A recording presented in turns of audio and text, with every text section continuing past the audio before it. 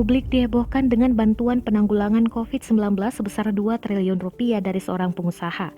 Untuk diketahui, bantuan itu diberikan oleh keluarga almarhum Aki Ditio, pengusaha sukses asal kota Langsa, Kabupaten Aceh Timur. Bantuan ini diberikan melalui dokter keluarga mereka di Palembang, Prof. Dr. Hardi Darmawan. Bantuan ini diberikan kepada Pemprov Sumsel. Menurut Hardi, penyerahan bantuan di Sumsel karena Aki Ditio juga pernah tinggal di kota Palembang. Keluarga itu begitu dermawan, bahkan kerap memberikan bantuan rutin ke masyarakat. Luar biasanya mereka melakukan itu tanpa ada publikasi ke media.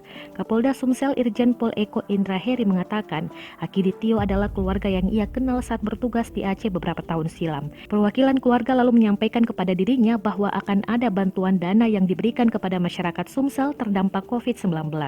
Meski Kapolda sendiri tak menampik, sempat sedikit dibuat terkejut dengan nominal fantastis dari bantuan yang diberikan. Sosok almarhum Aki Ditio, pengusaha asal Langsa, Aceh Timur, menjadi buah pembicaraan setelah memberikan bantuan untuk penanganan warga yang terdampak COVID-19 di Sumatera Selatan sebesar 2 triliun rupiah. Mendiang Akidi diketahui merupakan pengusaha yang bergerak di bidang pembangunan serta kontraktor. Selain itu, Akidi juga mempunyai 7 orang anak, 6 diantaranya tinggal di Jakarta dan 1 di Palembang. Almarhum itu pengusaha di bidang pembesian dan kontainer.